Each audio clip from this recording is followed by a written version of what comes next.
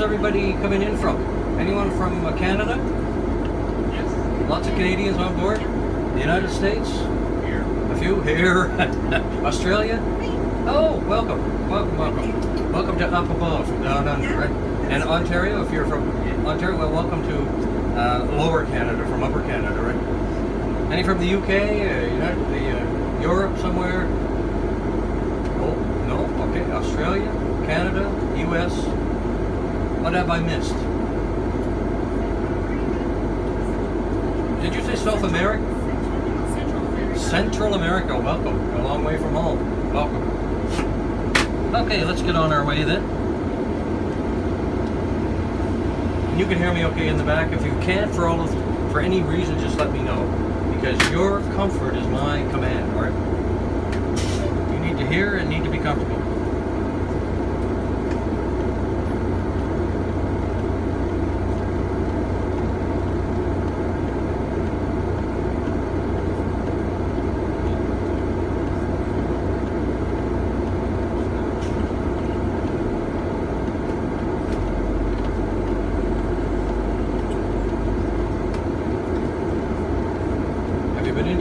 Museum of the Atlantic right here on the right. Not yet. Worthwhile. Lots of nice exhibits and there really is. You'll see a fella hanging there. He's just a skeleton and hanging in a diamond-shaped contraption. Well, crime wasn't tolerated. They give you an idea what he would have been strung up in.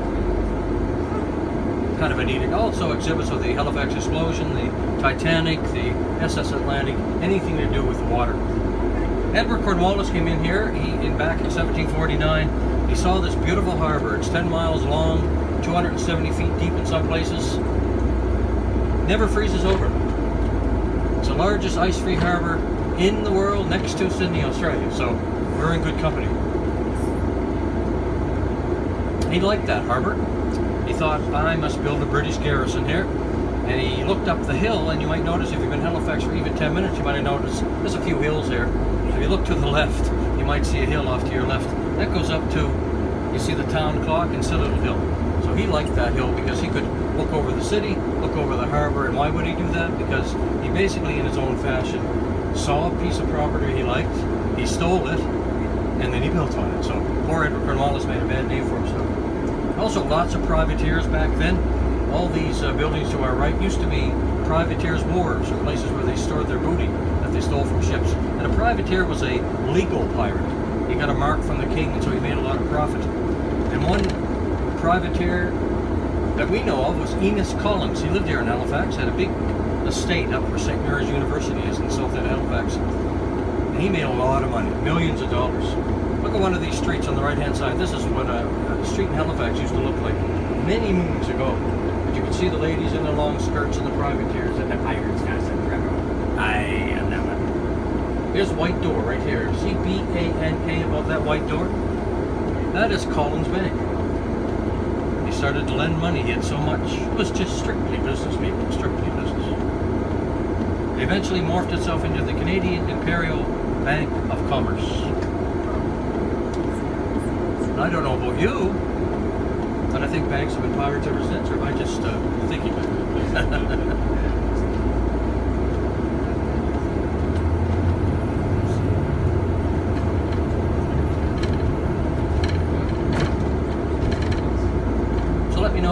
Gets too cool or too warm.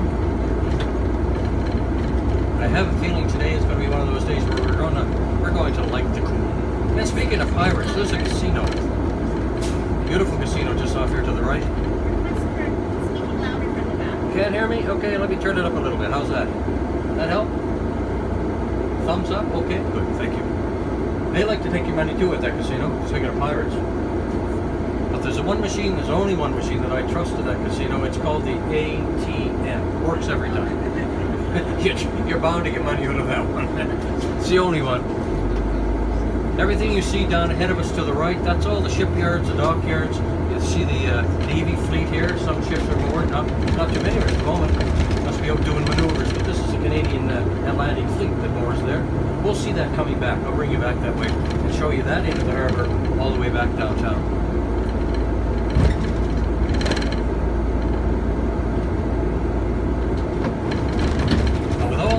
privateers and all the Army and the Navy. This place was a rugged town, a really nasty town. And this is called Brunswick Street now, but they used to call it Barrack Street because they had the barracks up for the Navy and the Army. But they also had lots of pubs and brothels and bars. And when you're rationed a gallon of beer a day anyway, those bars and pubs sort of add to the intake. And so they often called the street Knock 'em Down Street because they came out of the pubs and fell back into the harbor. But you can see the bottom of Citadel Hill over there. You could imagine Edward Cornwallis was rather paranoid. There's a lot of Mi'kmaq and the Aboriginal tribes lived here in New Scotland, and the Acadian French lived here. So he was always looking over his shoulder in case they came in to give him a hard time for stealing their land. So that hill came in handy.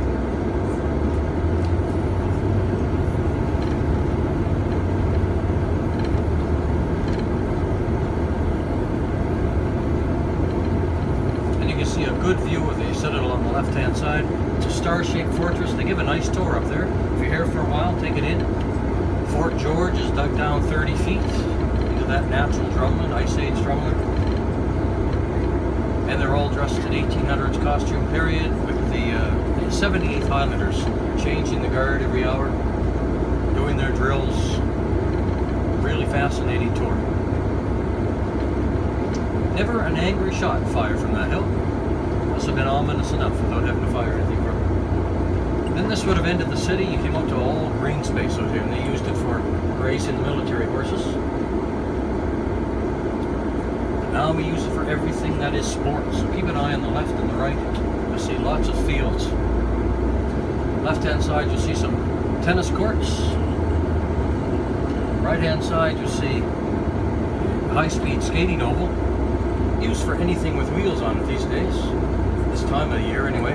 Then you have baseball diamonds, football fields, soccer fields, cricket pitches, nice fountain. Beautiful spot to come and play in Halifax. Just over here to the left, you'll see a little pool and a playground for the kiddies. And off to the left of that, you'll see a skate park and a bicycle park. So lots of skateboards in there. You know, ironically, it's directly across from the Halifax emergency. Somebody was thinking ahead, or was that just coincidence? So the Commons would have ended here, and then you would have been wilderness all the way to Peggy's Cove, all the way to the rest of Nova Scotia. Lots of pathways for the Mi'kmaq and the French, the Acadian French to cause trouble for anybody walking through here. And I mentioned that diamond-shaped contraption in the Maritime Museum. Well, one was probably hanging here, where that light is. There was a huge willow tree. They call this the willow tree intersection for that reason. The huge willow tree was called the hanging tree. No crime was tolerated here in Halifax. So more than likely there was one here, there was one at the mouth of the harbor. And these poor guys were arrested and put in that contraption, and they were alive. So the birds would be picking at them, and the bugs would be biting them, the heat would be cooking them, the cold would be freezing them. And they probably looked down and said, don't do anything bad in there, it's really not a good thing.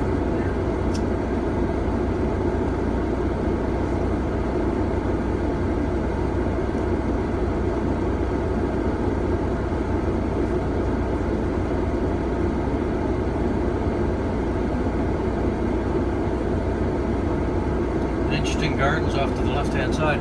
We use our green space wisely in Halifax. They're called common gardens. You actually go over there, pick a plot, grow some vegetables or fruit and vegetables or whatever you like, strawberries, and then reap the profits in the fall. Kind of a neat way. It's all free.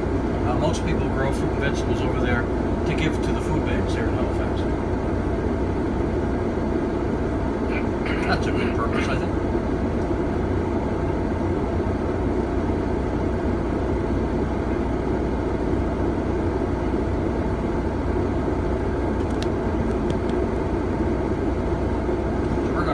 This intersection onto Quinton Pool Road, named after Mr. Quinn, who happened to have a pool.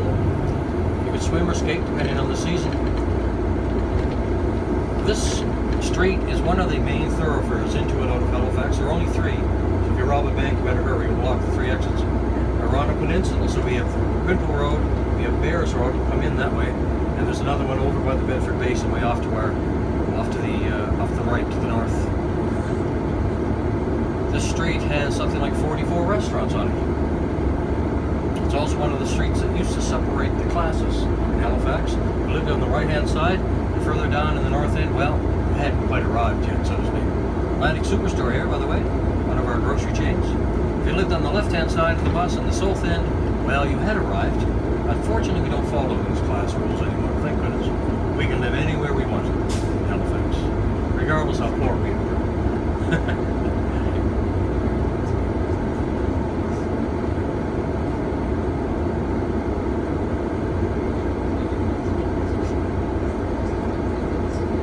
There are 6 accredited universities in Halifax. So this street comes in very handy for those 40,000 students who arrive here in August or September. They come over here and stock up their fridges and shelves of their dorms and get ready for the semester in September.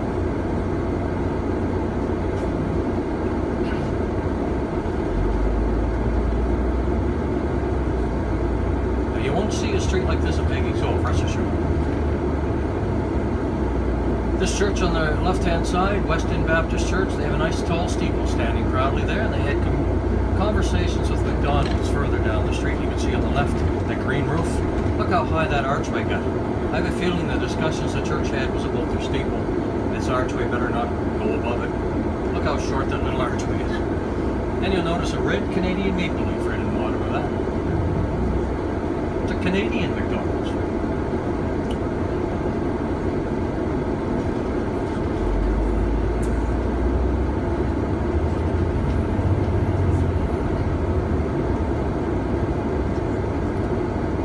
Probably heard about our prices of gas here. It's not too bad actually. I shouldn't complain.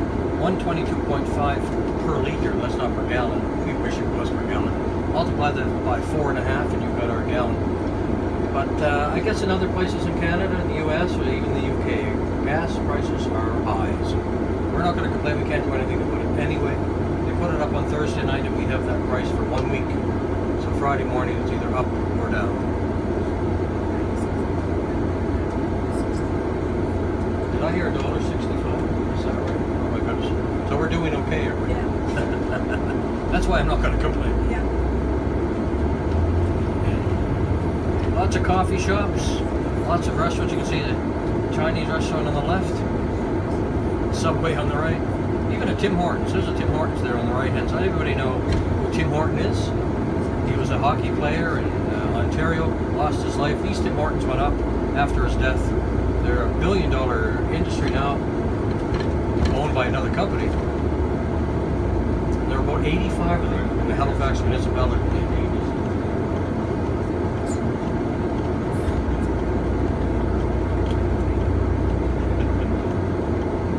Look ahead of us at all the trees, and when we turn right, look at all the trees left and right. We are called the City of Trees for this very reason. You can imagine how pretty this looks like in the fall. Really pretty.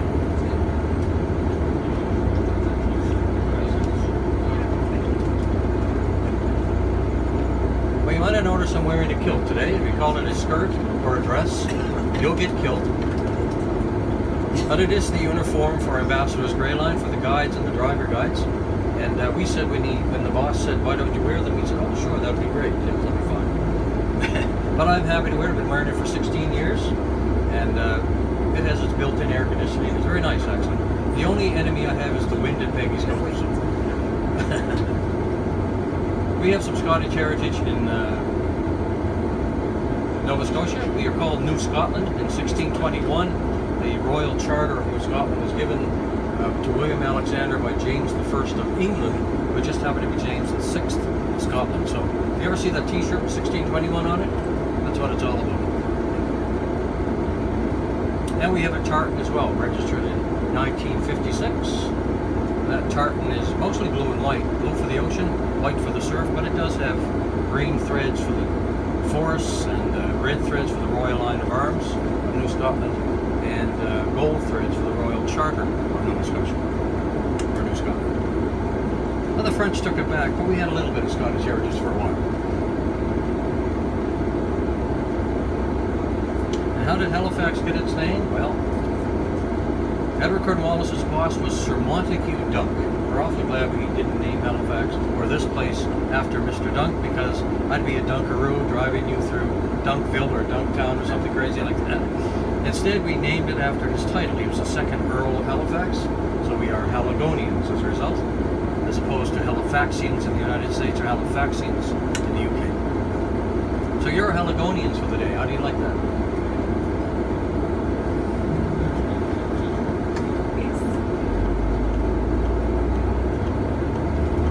We're coming to Chebucto Road. We're going to turn left on Chebucto. This road is named French, and that French word Chebucto is deep harbor. So it's quite appropriate for Halifax. In fact, the whole harbor used to be called Chebucto Harbor until the British got here. They changed it to Halifax Harbor. This green space to our right used to be the Halifax City Airport. Turned into a military airport, and a lot of planes flew there during the wars. And we remember them with that monument to the right. Also the chairman of the board for the airport as well. Now we have the Bedford Basin behind us to the north.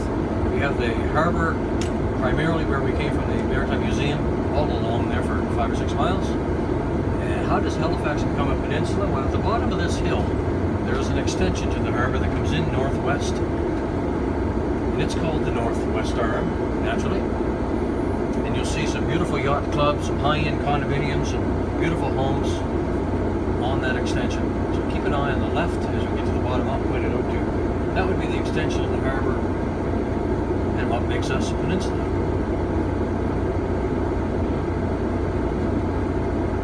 Temperature's good on the bus. Nice and comfortable. Good.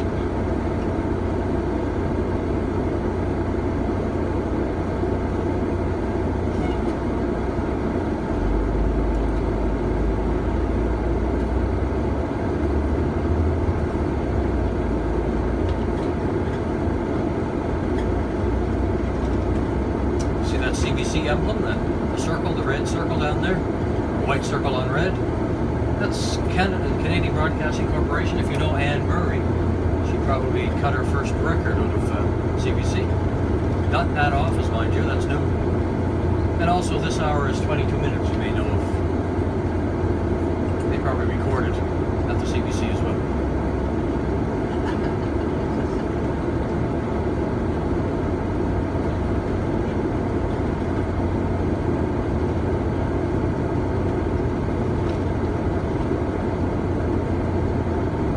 We have 7 railway cuts in Halifax.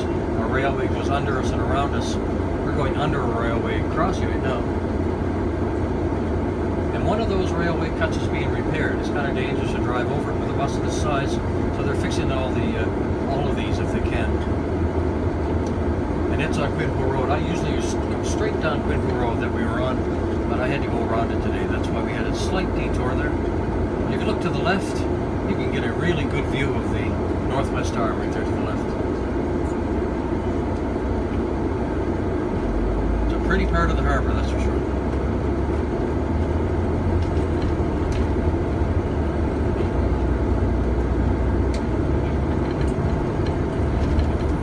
So we're going to the St. Margaret's Bay. Well, look at a map. Let's look at a map for a second. If you look at the map of the world and you see Canada, we're up above the United States, and we are the largest country in mass next to, which one do you think? Not Australia, no. Believe it or not, Russia. So we have 38 million people that can fit into the state of California, but we have a lot of space, a lot of rivers and lakes, a lot of trees and nature. Real wild. We have 10 provinces, 3 territories. Nova Scotia happens to be one of those provinces, the second smallest province in Canada. We have a little under 1 million people, 960,000. And all of those 960,000, 400,000 live in the city of Halifax or the surrounding areas, which we call the regional municipalities. So it is the capital city. If you look at that map a little closer, you'll notice that Nova Scotia is also a peninsula. It's stuck to the side of New Brunswick by a little isthmus. We like to call it the skin tag of Canada. Let's hope they don't peel it off one day. But it's shaped like a lobster too. You might look at Nova Scotia, And we're going to be driving along the belly of the loch so we get along the south shore to get to Peggy's Cove.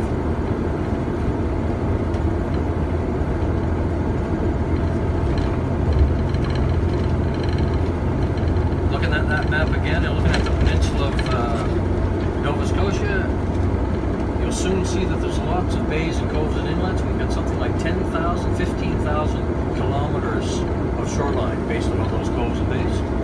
So you can imagine a privateer like Enos Collins, he would have loved it. Lots of places to look for ships, rob them and hide. Also, when we had Prohibition, a lot of ships made their fake floors and put a lot of rum underneath those floors. So rum running was very popular too. We even sold champagne to the United States back then. Can't do that now other than through the Liquor Commission.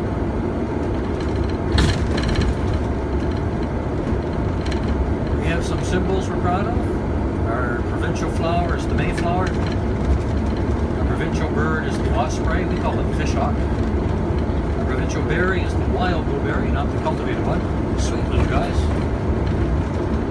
Our provincial tree, you might see a lot of the elms, the oaks, the maples here, the hardwood trees. Coming up above them, you see spruce trees. They are the red spruce. That is our provincial tree. We have a dog, a Nova Scotia duck-toed retriever. A little bit of trivia for you. We're almost to the lighthouse right now.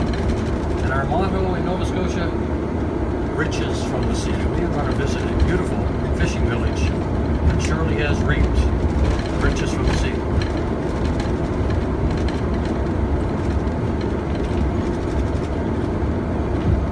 You know, you've come on a nice day. We usually have 190 days of rain and fog and mist. You lucked out, this is not one of them. Nice sunny, blue sky, a little warm. We often have the humidity coming with about a 75-degree temperature. So we can reach up to 80 or 90 and even feel like 100 degrees Fahrenheit in the summer. Excuse me. But our winters are pretty temperate. They stay around the freezing mark, 32 or 0 Celsius. And we might have 4 or 5 snowstorms, which might accumulate to about 3 or 4 or 5 feet, but those snowstorms don't last long, and the snow doesn't last long because we have lots of salt air, lots of salt to wind, and it rains usually the next day, unfortunately. So we have ice to contend with. And we don't put salt on our roads, we put sand, which is, gives us more traction, and we won't contaminate our dug wells over there.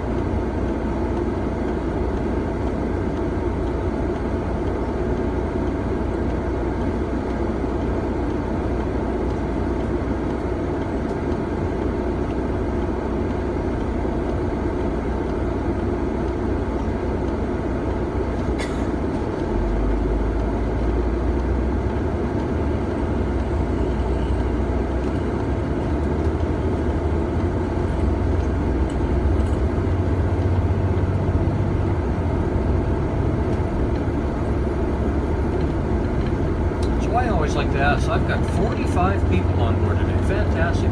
Thank you for coming. I always like to ask the question, why are you coming to Peggy's Cove today? Other than your ticket said so, right? Why are you coming to Peggy's Cove? Somebody might have seen an ad, right? They said, why don't we go see that place? Somebody might have had somebody who had been to Peggy's Cove and said, if you're ever in Halifax, go see Peggy's Cove, right? You might have seen the advertisement just at the booth there where we loaded the bus. Oh, we should try Peggy's Cove. It looks like a popular tour, and it is all good.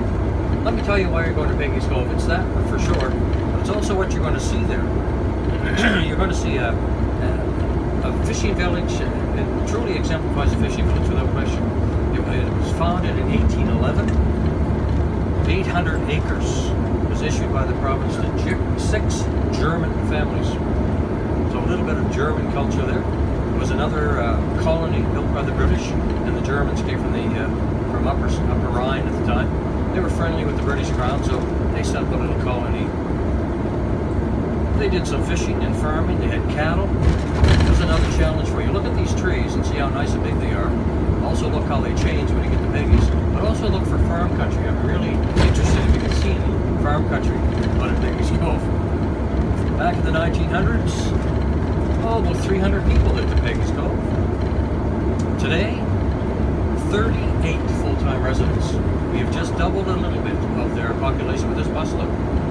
38 full-time residents, and that's because many of the fishermen's families didn't want to continue the fishing. So they slowly got less and less and less.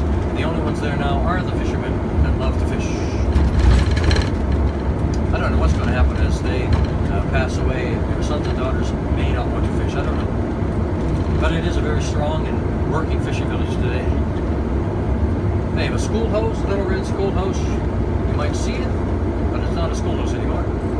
I'll try to show it to you on the way in. The church is there. That's been there since 1811. It was a Church of England, Anglican church. It's still standing tall. They have a new roof on it for our pleasure. They had lots of stores back then, of course, to provide groceries, but now it's mostly gift shops, restaurants. The grocery stores are sort of on the outskirts of Peggy's Cove. They used to have a lobster cannery, no longer there. Now the lobster pound is on the other community, on the other side. So we always have fresh lobster. And of course, boats, beautiful boats. But why do I say you'll all, not only will you see it, and that's all good, and the reason you're going is because somebody said to go, but I think you should probably take me up on experiencing Peggy's Cove. There was a couple that came in from Manhattan. They came into Nova Scotia, got to Halifax, and like you, someone said to them, he was a photographer, his name was Merle, they said to him, you'll love Peggy's Cove. Well, you've got to see it. Take your girl Danielle with you. Danielle was a seamstress or a dressmaker, something like that. Very artistic people, creative people. And so they took them up on it. They went out to Peggy's Cove. They loved Peggy's Cove. They stayed at a bed and breakfast there. They watched the sunrise. They watched the sunset. They watched the surf hit the rocks, the blue water, the white lighthouse, the boats, the fishing, the activity. And one day they looked at each other and said, you know, we ought to get married on the rocks at Peggy's Cove. Now that's experiencing Peggy's Cove, isn't it? And it also redefines marriage on the rocks, too. So let's hope you don't experience that out here.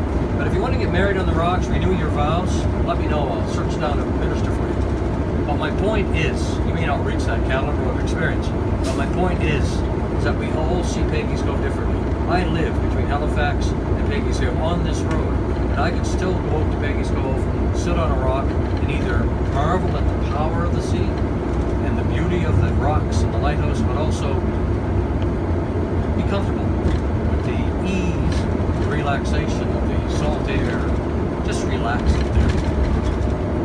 Well, take me up on that. Let's experience Peggy's Cove today. And I'll show you all kinds of places where you can do that too.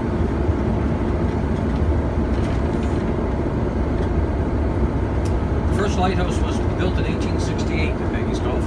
It was a wooden one. Of course, it took an awful beating. So in 1916, they decided, well, let's put up a stone one. And the stone one's been there ever since. Nice white, painted every year by volunteers. With a red top and a blue light, and it's still protecting ships offshore.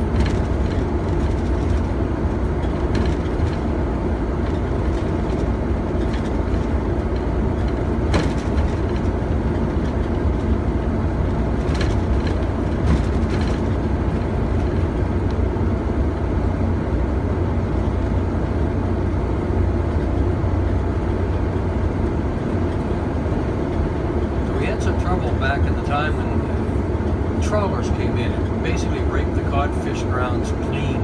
So our inshore fishery took an awful beating with that. So there's a moratorium on codfish. You can only keep the real big guys. But there is a lot of lobster fishing, mackerel fishing, herring fishing, haddock, halibut, tuna. Lots of fishing for the surface fish and the ground fish. Just don't take the smaller codfish, that's right. And of course, lobster, extremely lucrative. It's one of our exports, in fact. Go to Nova Scotia, we send millions of pounds of lobster out of Nova Scotia. And they use a pretty fantastic looking trap. You might have seen the old wooden ones with the round tops. And there's also metal ones, they're rectangular. They can take an awful beating from the surf. So both are the same, they both are basically function the same way. They've got two compartments in them. One is the kitchen, one is the parlor. They are held down by a piece of slate rock. There's a little spike up through the kitchen. They're separated by a net in between, so they're not always in the kitchen. They sometimes go to the parlor and stay there. Like the rope to the top of the buoy, and more than likely the buoy's got a fisherman's license number and the color of the boat on it, so you can't miss those buoys and you can't check someone else's lobster traps. Those lobster traps work kind of nice. The lobsters aren't very bright, as you might know. They walk backwards for crying out loud. So they're not very brilliant, and they're built basically inside out. And so they're walking backwards and they smell the bait that's on that spike, maybe an old flatfish or an old mackerel or a herring, and they back into that one-way circular hole in the end of the trap, and they have a little lunch in the kitchen. And then they decide, well, after they're full, well, they'll be back into the parlor. They don't know it's a parlor, back into that one-way circular hole and get out of here, thinking it's a drive-through. And instead, they are trapped. Then you can have 10 or 15 lobsters in one lobster trap. All different sizes, mind you. Now, the lobster fisherman has a special license. They're not printed anymore. If you want to buy his license, if he decides to sell it, you can pay anywhere from $300,000 to $325,000 for that little piece of paper. You haven't bought a boat yet, so you'd have to buy his boat and all his gear too. So you'd be in it for $1 million really quickly. So they don't want to lose that license. It's worth a lot to them, as you can imagine. Our season is from the end of November to the end of May, so it's very fall and winter. If they have 150 traps, and they catch 10 to 15 lobsters a day in each of those traps, you can imagine how many lobsters they bring on board and take back to their piles and sell, so they make a lot of money. Of course, there are regulations around that. Not everybody can have a fishing license or a lobster fishing license.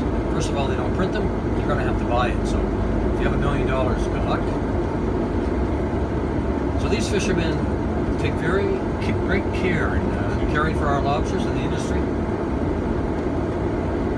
They make sure the small ones go back. You can't keep a lobster that's less than 3.5 inches from its nose to the top of its tail.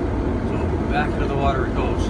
If it's a female with a lot of eggs, and you can tell the difference between a male and a female because the female has a wider tail, and it's usually full of eggs. And if you have that lobster with full of eggs on your boat, you can lose your license. So the female lobster goes back.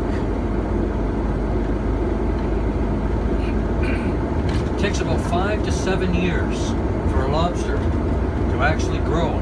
It molts, it grows a shell, it molts, it grows a shell. It takes 7 years to become £1.25 or £1.50. So it's extremely important to put the little guys back so they grow.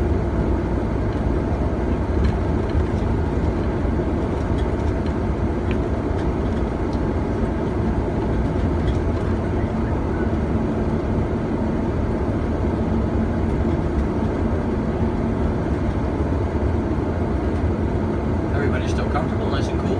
I noticed the temperature back there was 28 Celsius. That's pretty nice for out here. Very warm.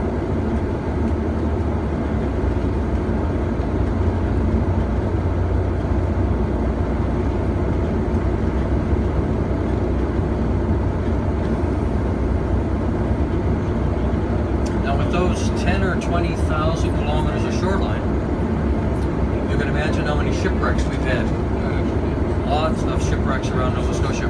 One of them was the Titanic. You might have heard about the Titanic. James Cameron's movie came out and brought it all back to life. 1996 was it? But in 1912 that ship went down. There was another one built by the White Star Line. It was called the SS Atlantic. Back in the 1800s, and it was a beautiful passenger liner. Held 952 passengers. And it was sailing from the UK over to New York and got into a storm, unfortunately, dropped its sails, ran on coal, and when it got caught in the storm, it got 12 miles off course. When you're 12 miles off course, you start to worry about how much coal you have left. That's what the captain did. Decided to come into Halifax to get some coal. Maybe they'll make it to New York that way. However, he was watching the lighthouses, and the helmsman was watching the lighthouses. So the captain goes back to bed and says, get us to Halifax. And the helmsman sees the Terrence Bay light. He doesn't want to see the Terrence Bay light. He wants to go by the Terrence Bay light, to be honest. Because you have to see the Sambro light to come into Halifax Harbour.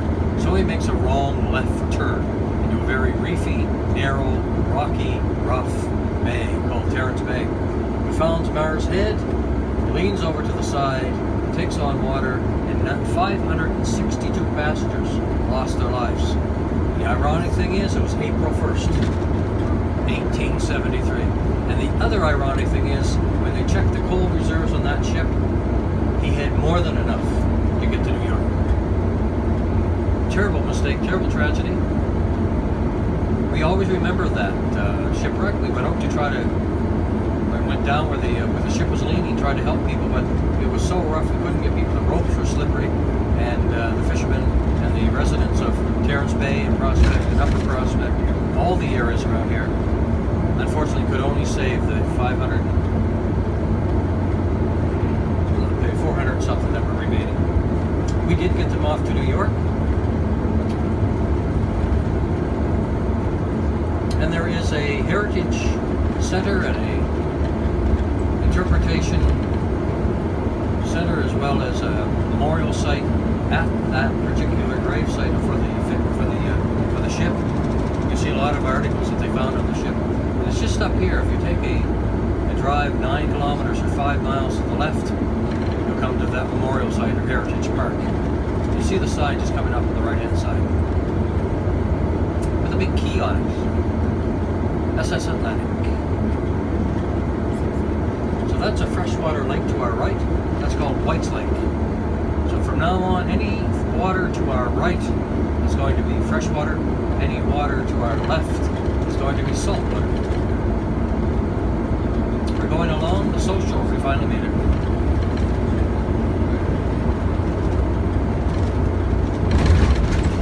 This body of water is called Prospect Bay, just to our left coming up. We're 8 miles in from the Atlantic Ocean here. So the privateers, and the rum runners loved it in here. They could hide out in here and never be seen. The authorities couldn't find them.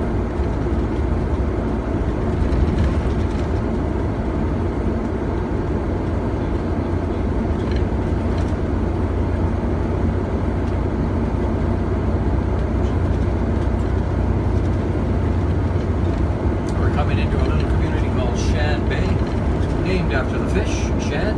Peggy's Cove, 21 kilometers. We're 12 miles from Peggy's, well over halfway.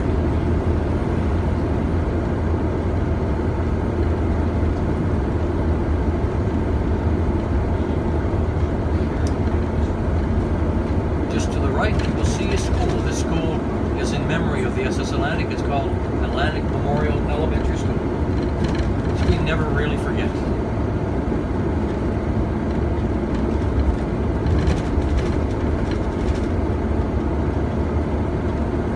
Shad Bay happens to sit on a body of water called Shag Bay.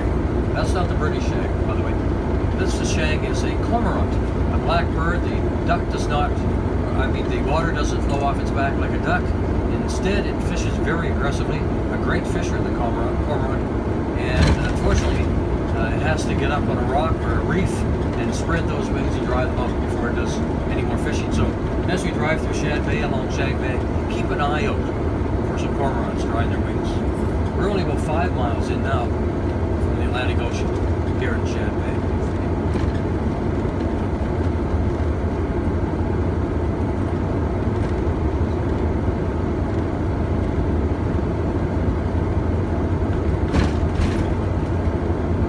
And the tide looks like it is. If you look at the rockweed, I'll give you an indication. If the rockweed is dry and the water's under it, the tide is coming up, and it looks exactly that. The tide is on its way up. We have a 6 to 8 foot tide on the South Shore. Up in the Bay of Fundy, northern Nova Scotia, we have a 52 foot tide. You might have heard about the Fundy tides. It's like a mini tsunami every 12 hours.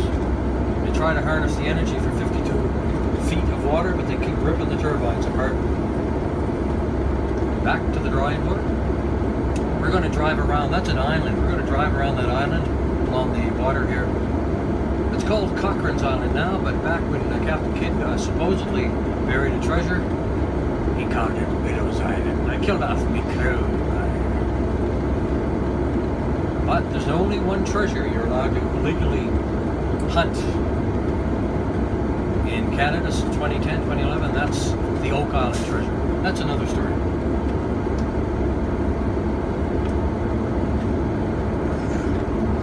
There's a couple cormorants off to the left. You see a rock coming up with the water. There's a couple cormorants drying their wings.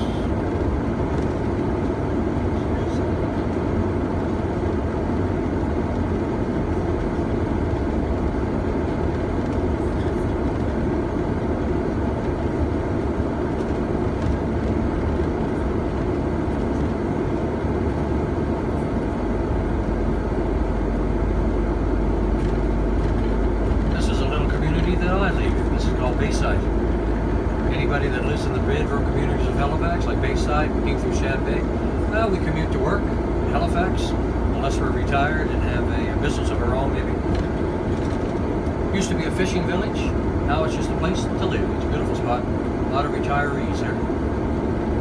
Unfortunately, I'm not one of them just yet.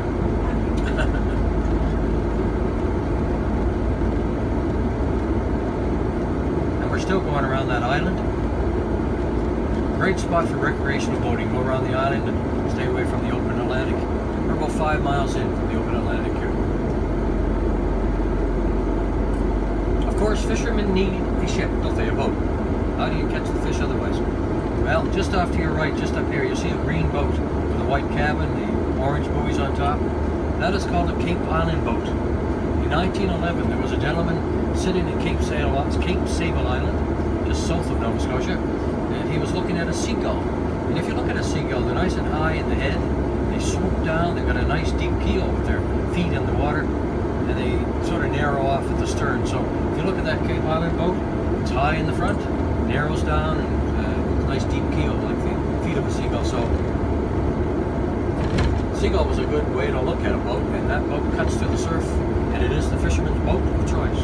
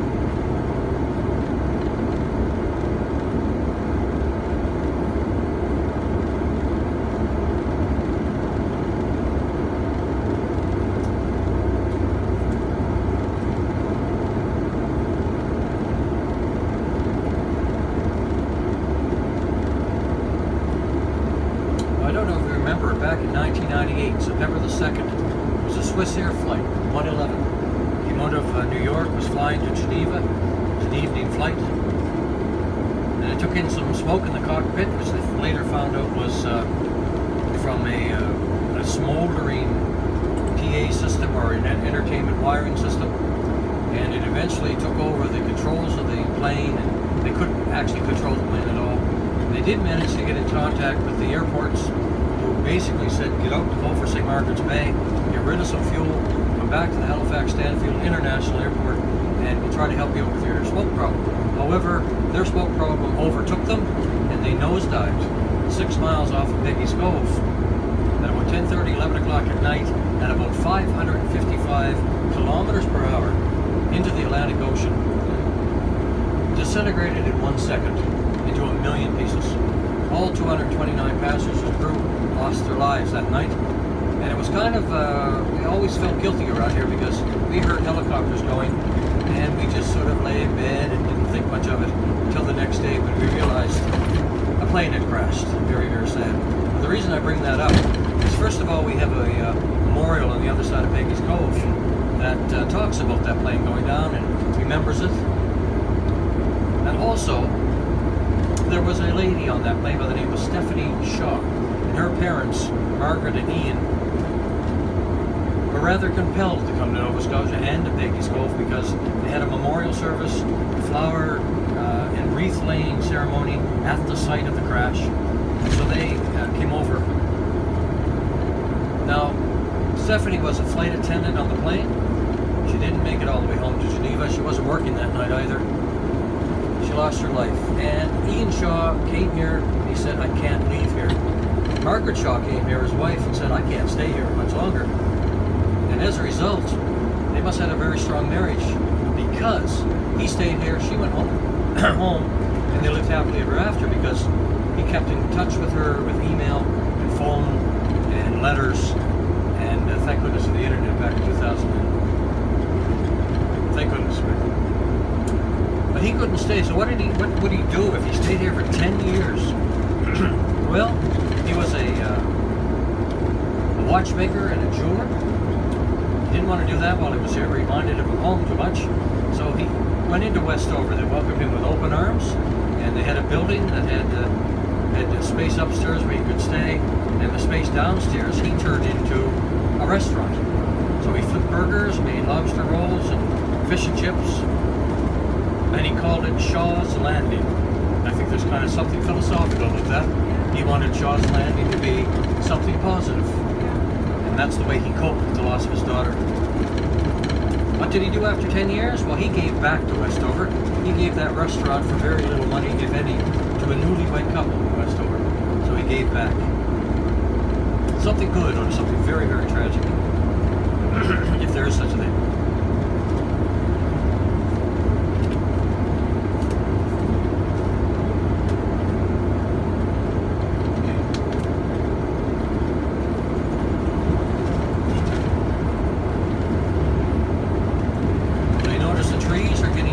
Hardwood trees aren't too bad. The softwood trees are kind of spindly looking. We'll keep an eye on that as we keep going here. We're going to drive through Westover and take a look at that beautiful fishing village before we get to Peggy's Cove.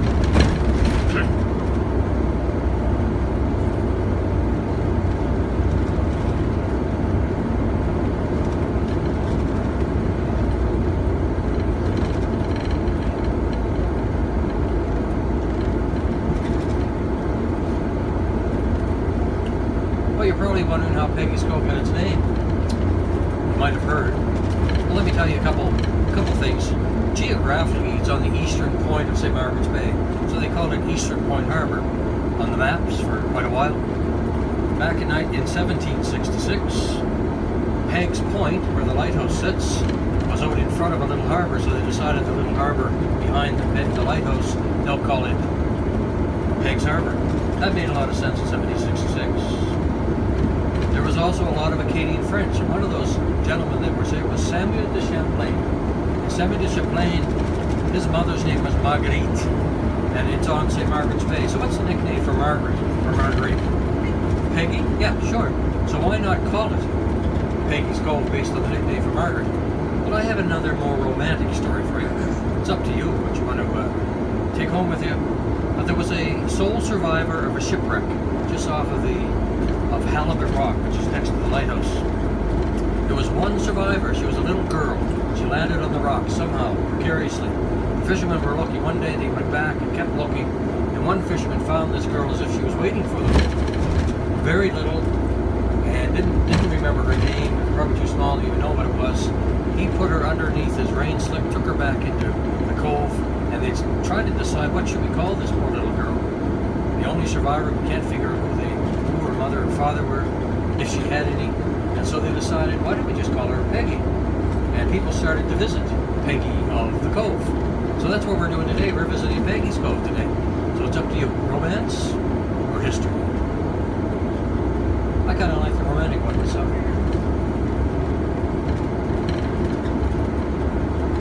A few twists and turns going around here.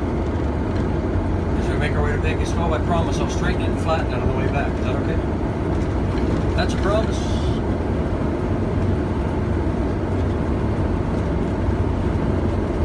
See any black ducks left or right? It's a good reason this is called Black Duck Run. A lot of ducks up in here.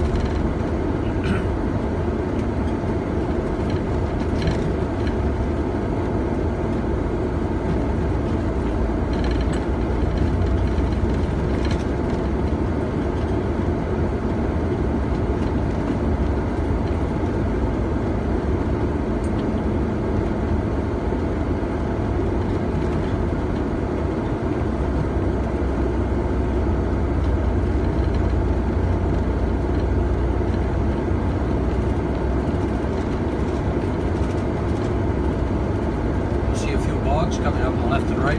These are good bogs for blueberries or cranberries, foxberries. Might see a pheasant, white-tailed deer maybe, a black bear. We've got them all. Coyote, red fox, rabbits, porcupines, raccoons.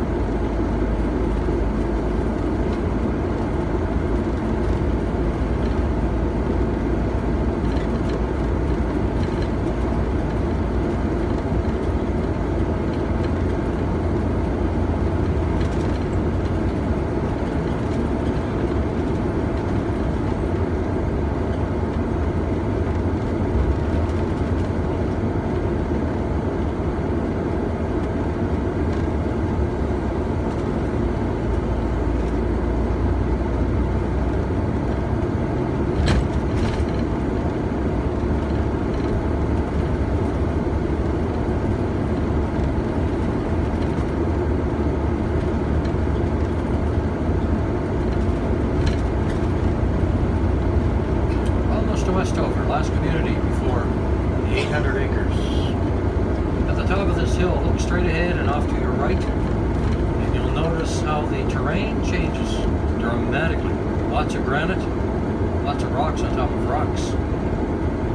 Spindly looking trees that have shrunk. That's the preservation area. We'll drive through that, but I'll show you Westover first.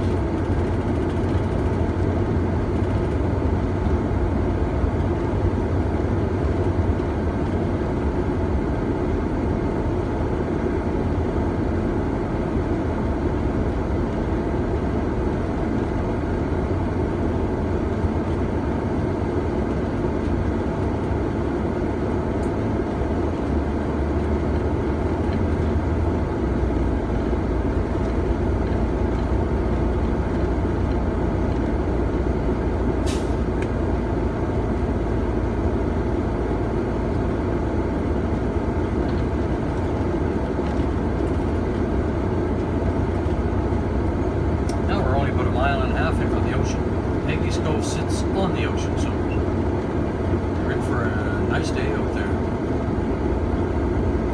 There's Westover ahead of us. All along this side, you've got the fishing stores and the Cape Island boats.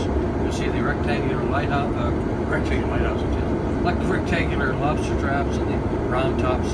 This is Shaw's Landing right here with the flags. You see, that's Ian standing out in the front bow of the boat. Southwester hat, rain slick, lobster claw, hands. Hello, Ian. Still going strong. There's a fish stores. There's some blue lobster traps, the rectangular ones. They're mighty tough, those ones. They can handle a rough sea.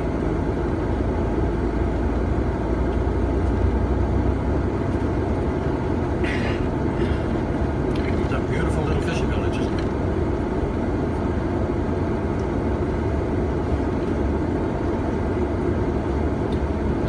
Fishing for lobster, the season's not open, but they are fishing for mackerel and herring, codfish, halibut, tuna, all those things.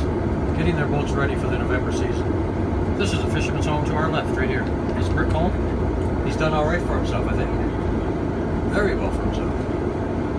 This beautiful rock garden. The rocks get bigger every year I go here. Fantastic. Rock garden on the left. Fisherman's home on top of that as well. So keep an eye on these trees before they disappear. You can see we keep our road down under the granite. We take all this rock for granted. Anybody from the prairies probably wants some of this rock, don't you? Around the corner, and here is the Ice Age. Or certainly created by the Ice Age. This is the Peggy's Cove Preservation Area, and you see granite on top of granite. There was 2 miles of ice on this back 10,000 years ago. Wisconsin Glacier grazed across here, dropping rocks on top of rocks, pushing and pulling, making creases and crevices in the rocks. New ecosystems grew, and here's what you've got: the glacial erratics. No houses, no buildings, all protected by the Peggy's Cove Commission. I often have people ask me what we do with that rock up there on the right, very precariously. Well, we don't do anything with it really. But I thought, to answer that question, I thought, well, we deflate it and put it in our rock closet, put it back on the spring. There's the Atlantic Ocean off to the left, and St. Margaret's Bay ahead of us. Now, if anybody's having a nap, I take it as a compliment, because my driving must be relatively smooth. But if they're napping, give them a little nudge. I have a couple of announcements to make, please. Everybody awake? Good. First of all, there are 38 full-time residents of Peggy's Cove. Their houses, their cars, their gardens, their driveways, naturally and common sense means we don't walk around them or walk on them. It's just private property for them. You can imagine living in a place like this, having busloads of people walking on your yard. So please try not to do that. Secondly, there are 12, 13, 14 signs that warn you of a drowning risk, a drowning hazard, waves that are uncertain. You just don't know. The 7th or 8th wave just might grab your feet.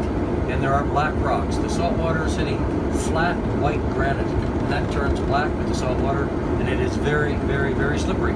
There's not one year that hasn't gone by that we have not lost one person to the undertow of Peggy's Cove. This is not a theme park. This is real Atlantic Ocean. So where the rocks are black, please stay back. Thank you for those.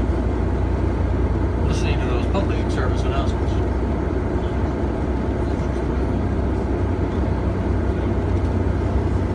Again, I remind you to look at each other and who's behind you, who's beside you, who's in front of you, what they might be wearing, what hat they might have on,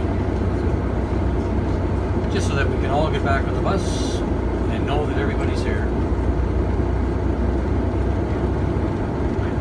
And I'll show you a few places in Peggy's Cove that you'll absolutely love. I'll show you the best way to walk and then turn around so you have plenty of time to do everything. It's not very big, as you'll see.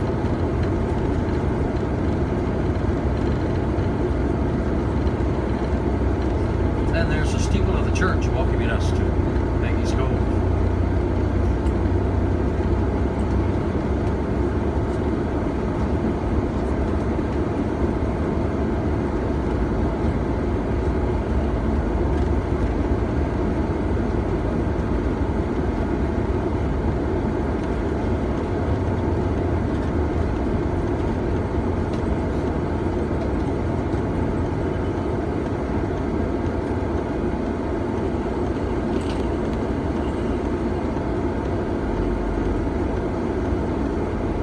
There's the sign welcoming us to the Cove.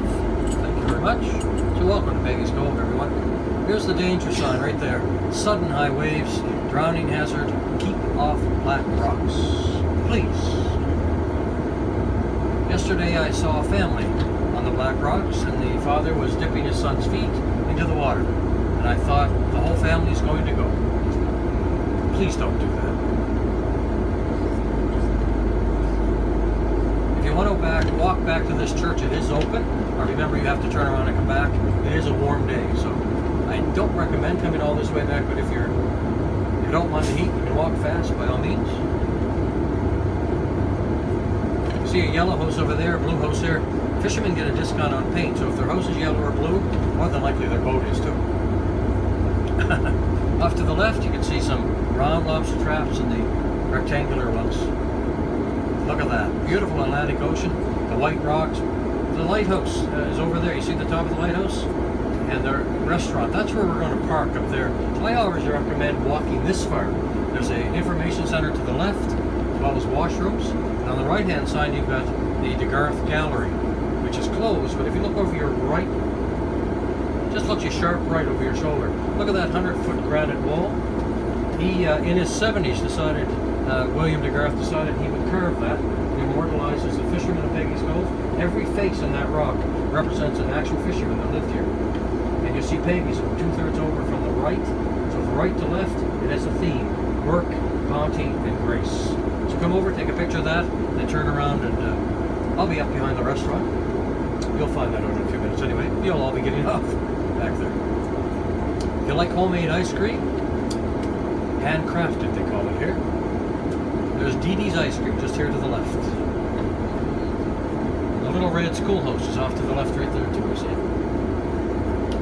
Dee Dee's Ice Cream and also Tom's Lobster Shack. If you like lobster rolls, come down and have it. Beautiful.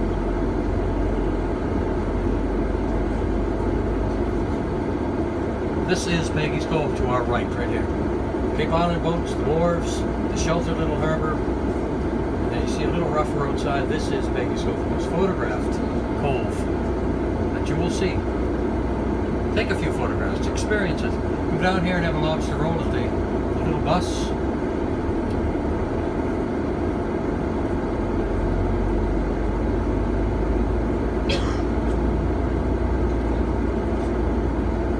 So I'm looking at my watch, it's just about 2 o'clock, isn't it? Pretty good timing, I'd say. We did all right.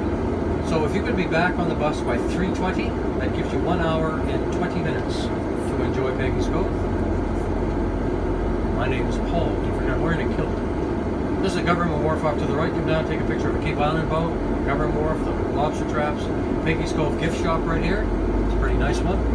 We have Amos Pewter up ahead. This little driveway by Amos Pewter, it's a good shortcut for you actually. You can go up this way, come down this way. So you don't have to go around this corner. This is where we bring our 16-year-olds to teach them how to drive. Would you bring your 16-year-old here? Who was more white-knuckled?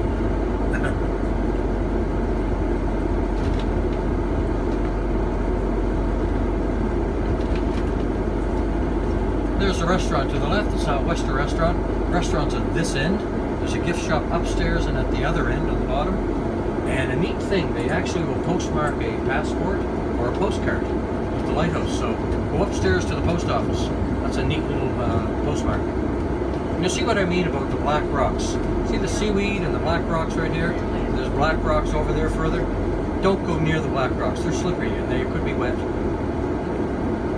It looks relatively calm, but there's still an undertow.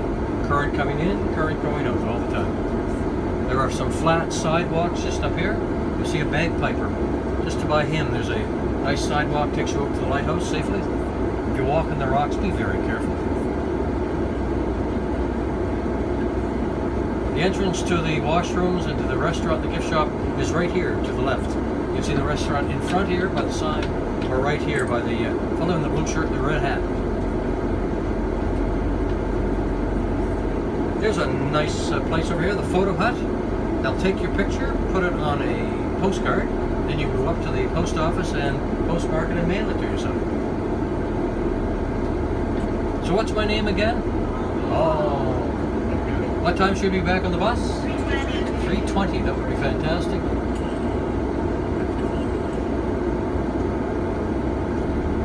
And I will put a little sign on the front. It'll say, it'll have pictures of Peggy's Cove, and it'll have bus 23, just in case this place gets busy with buses.